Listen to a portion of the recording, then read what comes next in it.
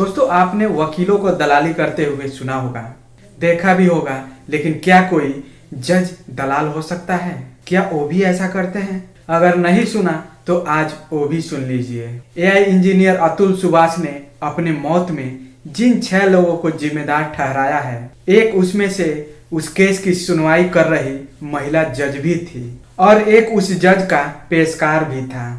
इसके अलावा उसकी पत्नी, उसके परिवार वाले तो थे ही। उसने अपने वीडियो में मौत से कुछ घंटे पहले जो वीडियो बनाई थी, उस वीडियो में उसने अपने पत्नी पर ऐसे ऐसे आरोप लगाए कि आप सुनकर सोचेंगे कि यार वो कोई पत्नी थी या कोई भूखी नंगी चुड़ैल थी। इसके अलावा उन्होंने जो जज के ऊपर इल्जाम लगाए हैं, जो महिला जज थी वो ऐसा व्यवहार करती थी उनके साथ कि आप सोचने पर मजबूर हो जाएंगे कि कोर्ट में अगर ऐसे ऐसे जज बैठाए जाएंगे तो इंसाफ मांगने वाला मरेगा नहीं तो क्या करेगा। दोस्तों, आइए जानते हैं अतुल सुभाष की पूरी कहानी। इस वीडियो में कुछ नाजुक पहलुओं के बारे में जानना और समझना बहुत ही जरूरी है। तो दोस्तों, वीडियो में आगे बढ़ने से पहले बस एक ही रिक्वेस्ट, चैनल पे नए हैं तो सब्सक्राइब कर लीजिए ताकि हमारा हौसला बढ़ता रहे। दोस्तों, ये कहानी शुरू होती है 2019 से, जब एक एआई इंजीनियर समस्तीपुर बिहार का रहने वाला था जिसका नाम अतुल सुभाष होता है। वो बेंगलोर में रहकर जॉब करता था। उम्र थी 30 साल और उसकी शादी की उम्र हो गई थी। उसकी एक मैरिज साइट के जरिए एक लड़की से मुलाकात होती है। लड़की का नाम होता है निकिता सिंघानिया। फिर वो दोनों बातें करते हैं और बातें कुछ दिन तक चलती है। उसके बाद बनारस के होटल में उन दोनों की शादी हो जाती है। शादी के बाद अपने पत्नी को बिहार लेकर जाता है समस्तीपुर और वहाँ अपने परिवार के साथ रखता है। 1 से 2 दिन वो अपने ससुराल जाकर अपने पति के साथ रहती है। उसके बाद निकिता और अतुल दोनों फिर से बेंगलोर चले जाते हैं और वहाँ पे अपने काम में लग जाते हैं। उसके कुछ दिन बाद वो दोनों मॉरिशस चले जाते हैं हनीमून के लिए। उसके बाद जब वहाँ से वापस आते हैं तो फिर वो दोनों अपने अपने कामों में लग जाते हैं। निकिता पढ़ी लिखी थी, वो भी वहाँ पे बेंगलोर में ही एक मल्टीनेशनल कंपनी में जॉब करने लगती है और अतुल भी अपना जॉब करने लगता है। ऐसे ही उन दोनों की जिंदगी चल रही थी, सब कुछ ठीक ठाक चल रहा था, लेकिन बिस्तर पर कुछ भी ठीक नहीं चल रहा था। अतुल के मुताबिक जो निकिता थी वो 5-5 दिन तक नहाती नहीं थी और जब वो दोनों इंटीमेट होते थे तो उससे अजीब अजीब बहुत घिनौनी डिमांड कर देती थी। वो अपने शरीर को चाटने तक के लिए कहती थी, जो कि अतुल के बस की बात नहीं थी। इसलिए अतुल कभी सर दर्द का बहाना बनाता था तो कभी कुछ बहाने बना करके उससे दूरियां बनाने लगता था। लेकिन जब निकिता एक्साइटमेंट होती थी तो उससे अलग अलग तरीके से अलग अलग हरकतें करती थी, लेकिन अतुल उसके बाद भी उसके बस की बात नहीं थी। ऐसे ही उन दोनों में चल रहा था। एक दिन खबर आती है कि निकिता प्रेग्नेंट हो गई है। उसके बाद सबको खुशी होती है।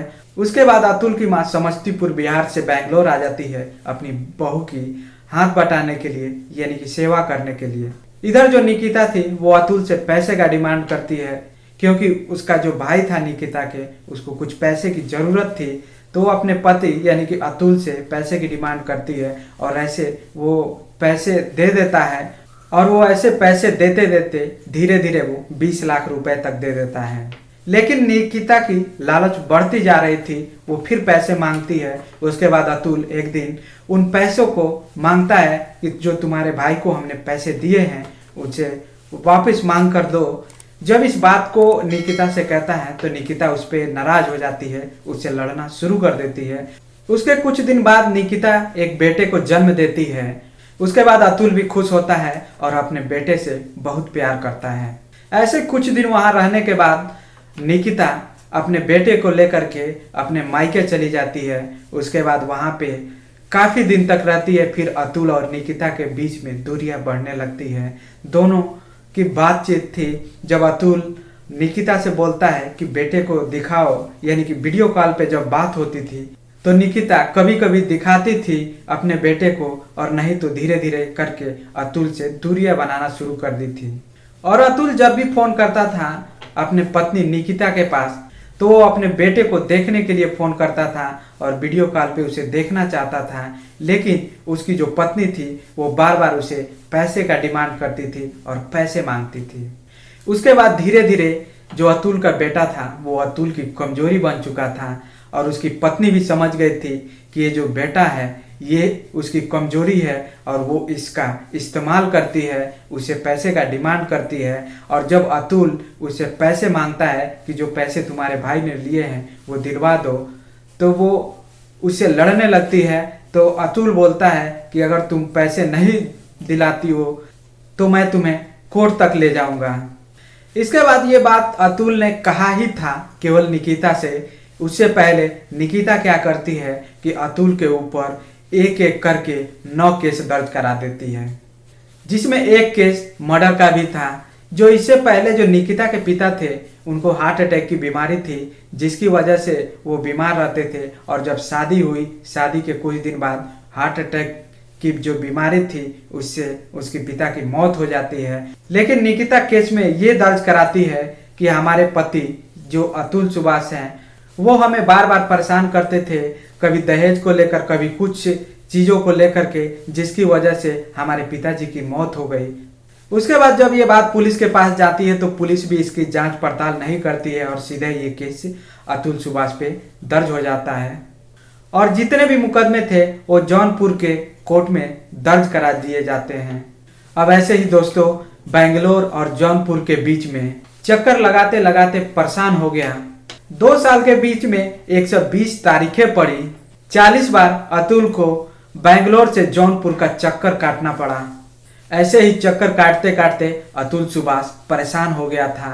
फिर जब 21 मार्च 2024 का दिन, जब इस केस की सुनवाई कर रही प्रिंसिपल जज थी प्रधान रीता कौशिक, जो अपने चैम्बर में अपने पेशकार के द्वारा, जिसका नाम माधव होता है, उसके द्वारा अतुल सुभाष को बुलाती है अपने केबिन के अंदर, जहां पर पहले से ही निकिता सिंघानिया भी वहां बैठी थी, यानी कि अतुल के पत्नी के साथ बैठी थी। उसके बाद जो जज थी वो वहां पे अतुल को बोलती हैं कि ऐसे कब तक चक्कर काटोगे, क्यों नहीं सेटलमेंट कर लेते हो।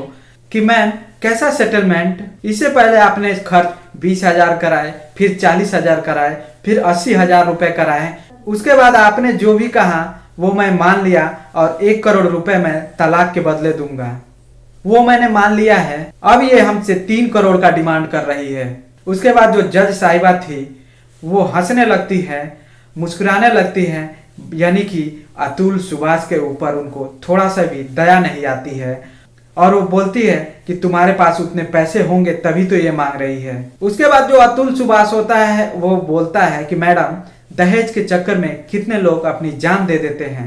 तो निकिता टपाक से बोलती है कि तुमने तो अपनी जान नहीं दी, तुम अगर अपना जान दो तब तो जाने कि दहेज के चक्कर में सही में लोग अपनी जान दे देते हैं। उसके बाद जो जज साहिबा थी निकिता को बाहर भेज देती है और वहां पे अतुल सुभाष को बोलती है तुम यहीं रुको।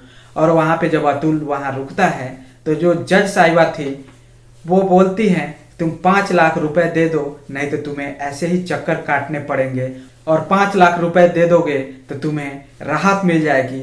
उसके बाद जो अतुल होता है वो सोचने लगता है कि इस न्याय की मंदिर में ये क्या हो रहा है, जहाँ पे लोग इंसाफ के लिए आते हैं उस मंदिर में, यानी कि न्याय की इस मंदिर में रिश्वत मांगा जा रहा है। ये देखकर उसका वहाँ से भरोसा उठ जाता है और वो सोचने लगता है कि अब करे तो क्या करे और जाए तो कहाँ जाए। उसके बाद अतुल जो फैसला लेता है, 9 दिसंबर को केस अतुल के भाई पे, अतुल की माँ पे और उसके पिताजी पे जो लगा था, क्या ये कोर्ट को नहीं दिखता। अतुल सुभाष ने अपने 1 घंटा और 21 मिनट के वीडियो में जो कुछ भी कहा, जो कुछ भी सच्चाई बताया, वो हर जगह आजकल सोशल मीडिया पे वायरल है। हर कोई इसे जानता है और देख रहा है कि एक मौत की कीमत क्या हो सकती है। और इस तरह दोस्तों अतुल सुभाष इस दुनिया को छोड़कर चले जाते हैं। तो दोस्तों आप लोग क्या कहते हैं, इसके मौत का जिम्मेदार कौन कौन है? जो मरने से पहले 1 घंटा और 21 मिनट के वीडियो में जो कुछ भी कहा, ये पूरे मीडिया में आज सोशल मीडिया पे वायरल है। उसके बाद अतुल सुभाष ने यह भी कहा कि मैं तो जा रहा हूं, लेकिन अगर इंसाफ नहीं मिला तो मेरी अस्थि उसी कोर्ट के सामने जहां पे मेरा केस चल रहा था उसी कोर्ट के सामने जो नाला है उसी नाले में मेरी अस्थि को डाल देना। तो दोस्तों, क्या अतुल सुभाष को इंसाफ मिलेगा या नहीं, आप लोग की क्या राय है जरूर बताइएगा। और इसमें कौन कौन जिम्मेदार है कमेंट बॉक्स में जरूर बताइएगा।